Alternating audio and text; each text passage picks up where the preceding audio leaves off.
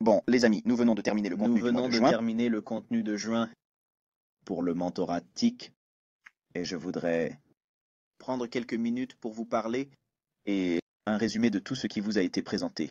De tout ce qui vous a été présenté et exposé, et je voudrais vous demander pourquoi vous croyez que je vous ai fait passer par le contenu qui a été montré en juin. Je crois que certains d'entre vous ont eu l'impression que c'était du remplissage, comme si ce n'était pas nécessaire, comme si ce n'était pas nécessaire, ou je reviendrai sur ce point plus tard dans l'ICT. Il est regrettable que certains aient eu ce sentiment, car l'objectif de l'analyse multiclasse d'actifs, c'est-à-dire les classes d'actifs que sont les obligations, les devises, les matières premières et les actions, est de les considérer comme un tout, comment elles sont liées entre elles. Et toutes les choses que j'ai couvertes ce mois-ci, je veux que vous reveniez en arrière et que vous recherchiez la symétrie entre les quatre, parce qu'il y a un thème commun sur lequel j'essaie d'attirer votre attention, mais vous n'arrivez pas à le saisir et à l'apprécier. Ne pouvez pas l'apprécier tant que vous ne l'aurez pas vu, jusqu'à ce que vous voyiez les interconnexions et le moment où elles sont le plus susceptibles d'être synchronisées les unes avec les autres. De quoi s'agit-il? De la prise et de la perte de risque. Certaines des choses que vous êtes venus chercher ici espèrent voir tout de suite. Je veux voir ceci, j'ai besoin de voir cela, je dois être un témoin de ceci ou je dois faire des échanges. Certains d'entre vous n'ont pas écouté et j'ai dit qu'il ne s'agirait pas d'un service de signaux commerciaux. Et je veux que vous réfléchissiez quel était l'intérêt de toutes ces leçons de ce mois. Il ne s'agissait pas de mettre en évidence certains phénomènes que j'aime dans chaque classe d'actifs. C'est le fait que ces deux classes d'actifs, non seulement travaillent en harmonie l'une avec l'autre, mais qu'elles se découplent parfois. S'il y a découplage, en d'autres termes, si le marché obligataire est à la hausse, cela signifie qu'il existe un scénario où il y a moins de risques d'intérêt. C'est un environnement sans risque. Donc le marché achète des obligations. Lorsque le marché obligataire est à la baisse, il s'agit d'un scénario à risque. Risque sur les scénarios s'accompagne de l'achat d'actions, l'achat de devises étrangères. Ces phénomènes de flux et de reflux, ont une répercussion sur les quatre classes d'actifs. Et l'ignorer, c'est penser que c'est quelque chose sur lequel je reviendrai plus tard. Je ne pense pas être vraiment intéressé par l'apprentissage des matières premières. Je ne pense pas que cela m'intéresse de regarder. Je ne pense pas être intéressé par l'étude des actions. Tout cela, vous savez, je ne fais que du Forex. Et pourtant, je parle toujours du marché obligataire, des matières premières et des actions, parce que c'est important. Ils ont leur place. Et certains d'entre vous veulent être des poneys à un tour et être. Je ne vais pouvoir gagner de l'argent si je ne fais qu'une seule chose. Et je dois fermer les yeux sur tout ce qui m'entoure. Eh bien, pour être un spécialiste, vous devez toujours comprendre ce que le marché général va faire, très probablement. Et ce qui est important, c'est que lorsque les marchés fonctionnent bien ensemble, quand toutes les classes d'actifs se comportent comme elles le devraient, dans des environnements à risque, tout devrait se redresser. Les taux d'intérêt devraient baisser. Si vous ne voyez pas ces choses se produire, s'il n'y a pas cette belle concordance, avec les quatre classes d'actifs, alors vous aurez beaucoup de mal à trouver des opportunités où les mouvements peuvent être explosifs. Ils peuvent être d'une grande ampleur. Ils ne durent pas très longtemps si les conditions ne sont pas réunies. Et nous avons traversé une période de plusieurs mois au cours de laquelle il a été très difficile de trouver des opportunités. Difficile de déterminer si le marché est à risque ou non. Off. Parfois c'est le cas, parfois non. Certaines classes d'actifs se comportent comme elles le devraient, tandis que d'autres ont des comportements complètement différents. Certains de ceux qui ne sont plus parmi nous se sont lassés. Ils ne veulent plus s'occuper de tout cela. Cela les a épuisés. Et ils sont partis pour une bonne raison. Parce qu'ils ne seront jamais des commerçants. Ils ne seront jamais capables de faire cela. Parce qu'il faut beaucoup de volonté. Il faut beaucoup de conviction. Il faut travailler dur. Il faut examiner les 4 classes d'actifs pour comprendre ce que fait le marché en général. Ce que fait le marché en général. Vous voulez des mouvements explosifs. Vous voulez grands. Marchés directionnels unilatéraux.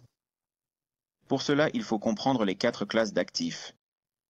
Si vous ne pouvez pas lire ce que font ces classes d'actifs, individuellement, et dans leur ensemble, collectivement, quelle est la danse entre elles? Se déplacent-ils de manière symétrie? Travaillent-ils magnifiquement ensemble? Ou voyons-nous un désordre chaotique? Les marchés font ce qu'ils veulent, sans tenir compte de ce que font les autres classes d'actifs. Pourquoi pensez-vous que cela se produise? Pourquoi assisterions-nous à un tel découplage entre plusieurs classes d'actifs? Parce qu'il y a beaucoup d'incertitudes. Et quand il est facile de gagner de l'argent, et il y a des moments où c'est comme ça, les 4 classes d'actifs travailleront en harmonie les unes avec les autres. Elles agiront comme il se doit, dans l'ensemble. L'indice du dollar augmente, les matières premières baissent, les actions augmentent, le risque est là, le risque disparaît, les actions chutent. Les devises étrangères par nature se redressent lorsque le risque est présent. Il faut baisser lorsque le risque est écarté et le dollar se redressera. Ce mécanisme que nous considérons en termes de marché, très efficace et pourtant très difficile à déchiffrer parce qu'il faut beaucoup de travail, de regarder d'autres choses. Pas seulement je ne veux regarder que mon euro-dollar. Je ne veux négocier que des dollars en euros. Je me fiche de ce que font les marchés obligataires. Je me fiche de tout cela. Peut-on gagner de l'argent en faisant cela? Oui, c'est possible.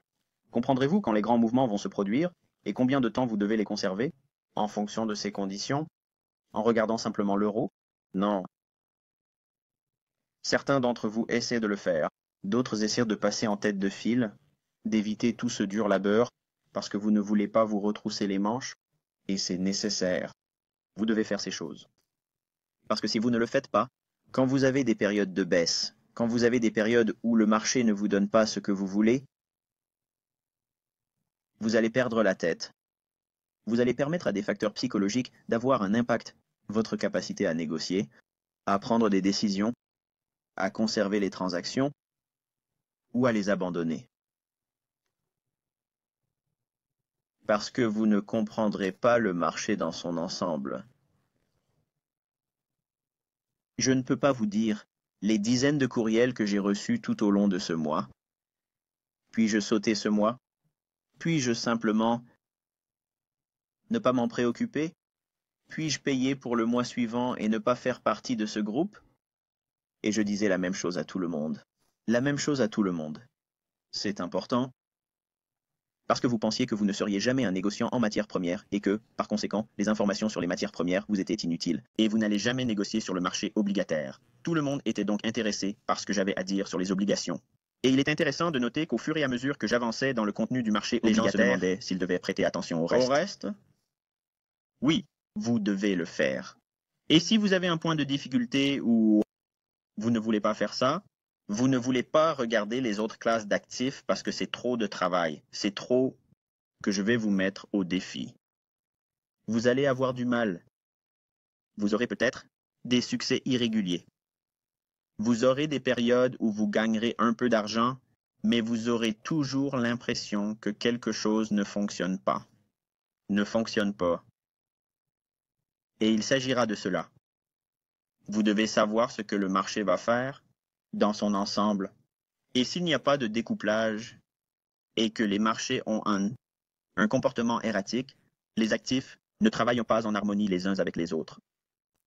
Cela revient à dire que si ce n'est que est en cours, actuellement, où nous sortons de cette période, nous l'espérons, au moment de cet enregistrement. Qu'est-ce qu'il a dit depuis le début? Que l'argent intelligent n'est pas prêt à faire de grosses contributions à l'un ou l'autre des marchés, ou ils attendent quelque chose. Qu'attendent-ils? Je ne sais pas. Je ne suis pas sûr de ce qu'ils attendent. Il y a beaucoup de choses à l'horizon. Certaines sont des guerres, d'autres c'est le Brexit, le Moyen-Orient, l'entrée en fonction de Trump ou peut-être son absence. Il y a beaucoup de choses qui se passent en ce moment même que cela rend les choses difficiles et que c'est en fait désintéressant. Et j'admettrais que si j'arrivais en tant que nouveau trader, j'aurais tendance à me dire que je ne vais pas prêter attention à tout ça. Mais je peux vous dire qu'il y a beaucoup de choses que j'ai traversées dans mon développement, que je ressentais de cette façon, mais plus tard, j'y suis retourné et c'est ce qui m'a permis de progresser le plus de ma compréhension en tant que trader. Une partie du mentorat consistait à vous faire payer pour que je vous donne les choses qui m'ont m'aider à comprendre ce que le marché va faire. Vous pouvez voir quand je me trompe. Cela a été évident les périodes où je ne m'en sors pas bien.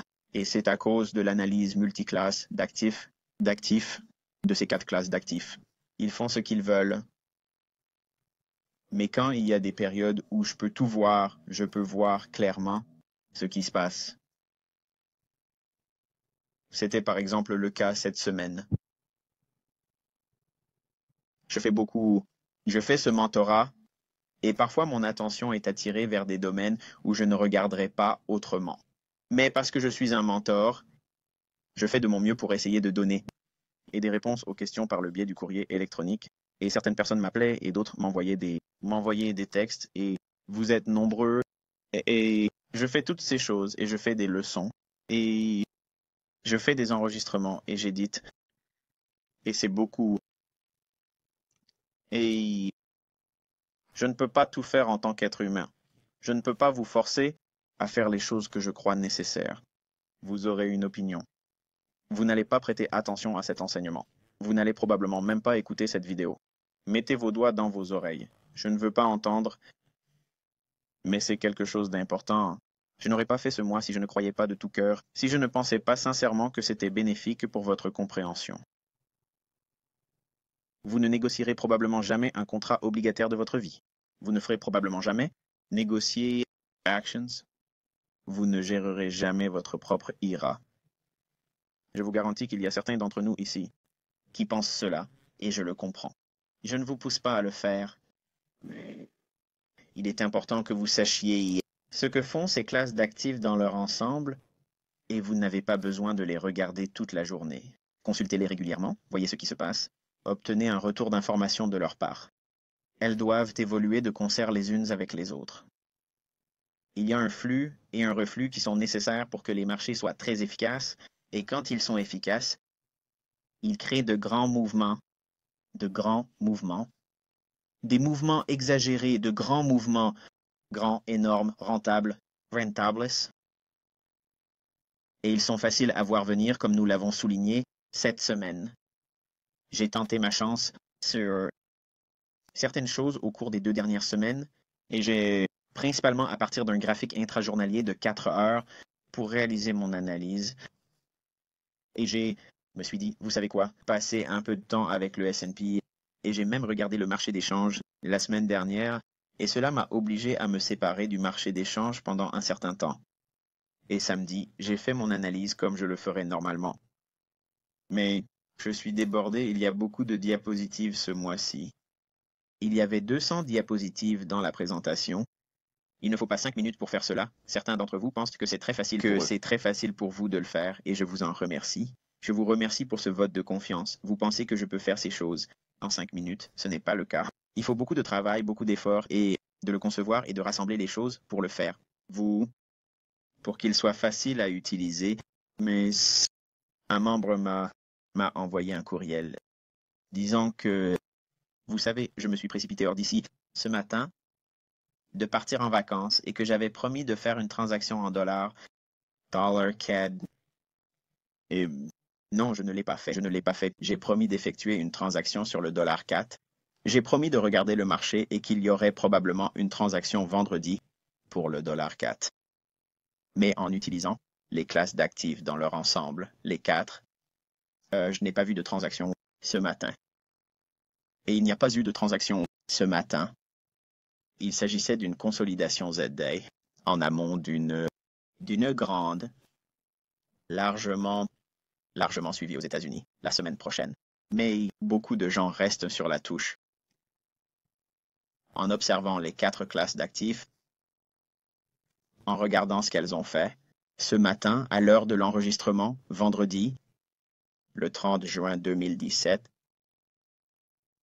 il n'y a aucune indication réelle de ce que le marché devrait viser.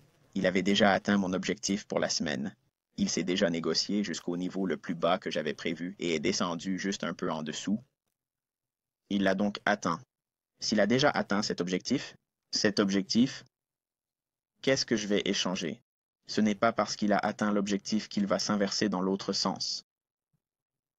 Je ne pensais pas qu'il pouvait descendre plus bas en examinant les 4 classes d'actifs, en regardant les objectifs des différentes devises, le marché obligataire. Tous ces éléments fonctionnent ensemble. Certains d'entre vous ne font pas confiance le niveau d'expérience que j'ai en termes de temps d'utilisation de ces informations. Vous regardez une diapositive, vous pensez, vous savez, tout, c'est pourquoi. Il faut que ce soit ça, il faut que ce soit noir ou blanc. Et je l'ai dit, n'osant, ce n'est pas noir ou blanc. Il y a des moments où le marché apparaît noir et blanc. Quand cela semble facile, il est tellement évident qu'il va aller dans une seule direction. Et c'est à ce moment-là que vous vous ferez avoir parce que vous penserez que cela devrait être comme ça tout le temps. Et c'est le cas de la négociation. Vous devez travailler pendant les périodes où tout va bien, mais quand ce n'est pas le cas, il faut réduire la voilure. Et la façon dont vous de pouvoir déterminer ces conditions est en évaluant le marché en termes de risque on, et de risque off. Et vous ne pouvez pas obtenir cela de manière en ne regardant qu'un seul instrument, une paire. Il faut prendre en compte l'ensemble de l'univers de la spéculation, les devises, les matières premières, les obligations et les actions. Tout ce mois a été conçu pour attirer votre attention sur l'importance de savoir ce que chacun d'entre eux devrait faire et ce que vous devriez rechercher. En allant sur le marché, sans chercher à faire des transactions en tant que telles, mais en examinant le marché des matières premières dans son ensemble. Marché des matières premières. Les matières premières sont-elles en hausse ou en baisse de manière générale? Les taux d'intérêt sont-ils à la hausse ou à la baisse? Comment cela affecte-t-il le dollar? Le dollar monte-t-il ou descend-il? Que se passe-t-il avec les actions? Les actions trouvent-elles une facilité à se redresser ou ont-elles du mal à se redresser et ont plutôt tendance à se consolider? Tous ces éléments sont importants. Elles pèsent dans le grand schéma des choses en termes de retour d'information. Certains d'entre vous apprennent cela pour la première fois. Vous n'avez jamais fait d'analyse technique, d'endoctrinement au marché. Vous n'avez jamais rien fait. C'est la première fois que vous le faites et vous avez la tête qui tourne. Certains d'entre vous qui négocient depuis longtemps savent qu'il y a des périodes sur les marchés où c'est vraiment difficile et où vous ne pouvez rien faire de bien. Et certains d'entre vous pensent que vous avez déjà négocié, que vous avez eu de la chance, et vous pensez savoir ce qui devrait se passer dans ce mentorat. Et vous avez déjà votre opinion. Vous êtes arrivé avec une idée préconçue de ce que vous devriez en retirer, et vous n'avez aucune idée de ce que vous allez apprendre. Ce sont les mêmes personnes qui ont écarté le contenu de ce mois, le considérant comme c'est quelque chose d'autre que FX. Ce n'est donc pas important. Alors que c'est la chose la plus éloignée de la vérité. L'analyse intermarché est absolument cruciale pour comprendre ce qui va être enseigné le mois prochain. Ne voulez-vous pas être dans les classes d'actifs et qu'il y ait un leadership à la hausse ou à la baisse en fonction des choses qui ont été enseignées jusqu'à présent? Ne voulez-vous pas vous concentrer là où toutes les grandes institutions vont y injecter de l'argent, car ce sont elles qui vont exploser. Elles vont bouger énormément, rapidement. Beaucoup de distance, de magnitude, la vitesse de ces types de mouvements. C'est ce que vous recherchez. Vous voulez les trouver. Et entre les deux, vous voulez être en mesure d'apporter un peu de pain et de beurre. Trader. Trouver des configurations cohérentes ici et là, les liquidités à faible résistance, one shot, one kills. Des trades à faible risque et à forte probabilité, swing trade. Donnez-moi quelque chose que je peux garder pendant quelques mois. Mais si vous ne comprenez pas la relation entre ces 4 classes d'actifs, et Ce que ces classes d'actifs devraient vous dire quand vous les regardez, c'est ce sur quoi je me suis concentré ce mois-ci. Je ne vous ai pas donné une vue d'ensemble. Voici le cours de base sur le négoce des matières premières. Premier jour de notification. Dernier jour de négociation du mois. Le renouvellement des contrats. Je n'ai pas abordé toutes ces questions. J'ai parlé des éléments les plus importants de chaque classe d'actifs. De chaque classe d'actifs, c'est tout. Remarquez ce que j'ai enseigné. La probabilité d'une direction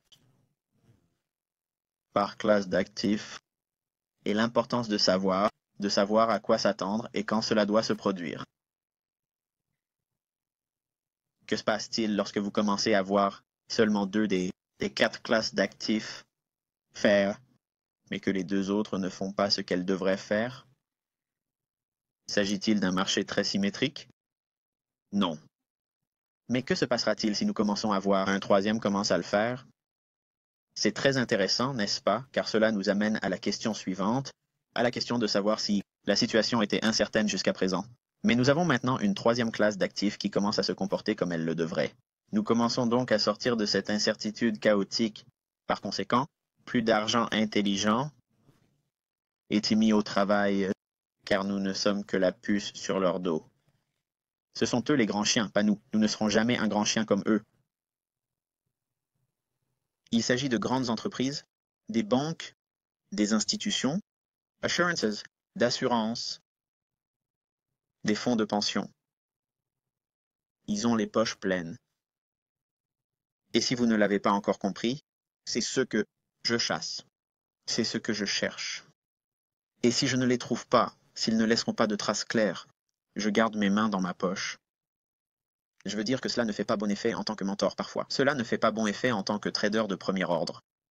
Mais que pensez-vous que j'ai fait au cours des 20 dernières années? Je suis resté dans le jeu. C'est ce que je fais. Parce que si je ne le fais pas, tout comme si vous ne le faites pas, tu ne seras plus là, dans 20 ans. Vous ne serez plus là l'année prochaine. Peut-être que si, en regardant quelque chose d'autre, insistant sur le fait qu'il y a quelque chose de mieux pour vous. Écoutez,